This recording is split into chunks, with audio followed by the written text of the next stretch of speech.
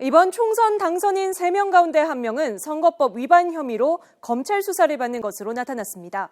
수사와 재판 결과에 따라 무더기 당선 무효 사태가 벌어질 수 있다는 전망도 나오고 있습니다. 이종원 기자가 보도합니다. 새누리당 황영철 당선인은 오는 22일 1심 선고를 앞두고 있습니다. 지난해 1월 지역 체육 행사에서 선거구민 2명에게 돈 봉투를 건넨 혐의로 이미 선거 전부터 재판에 넘겨졌습니다. 야당과 무소속 당선인 상당수도 검찰 수사를 걱정해야 하는 신세로 선거가 끝나자마자 전격적으로 압수수색이 진행됐습니다. 산악회 회원들에게 쌀봉투를 돌린 혐의로 고발된 더불어민주당 김진표 당선인과 불법 선거사무소를 설치한 혐의를 받는 무소속 윤종호 당선인 등이 우선 타깃이 됐습니다.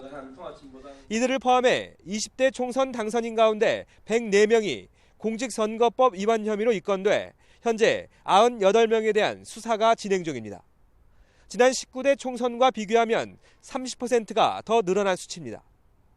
허위사실 유포 등 흑색 선전 혐의로 입건된 경우가 절반을 넘어 가장 많았고 금품 선거와 여론 조작 등이 뒤를 이었습니다. 수사와 재판에 따라 무더기 당선 무효 사태도 가능한 상황인 만큼 검찰은 당선인에 대한 수사는 엄정하면서도 속전속결이란 원칙을 세웠습니다. 당선 무효가 확정되기까지 소요된 기간이 평균 20개월에 이른다는 보고를 받고 적지 않은 충격을 받았습니다.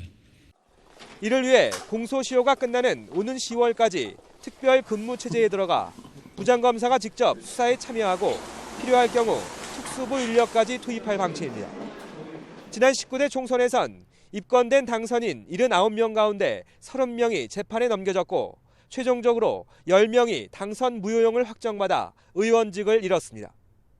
앞서 법원도 선거 사건은 2달 안에 재판을 마무리하는 등 신속한 처리를 약속했습니다.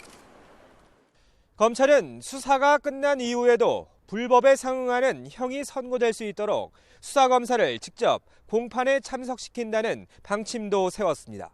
YTN 이종원입니다.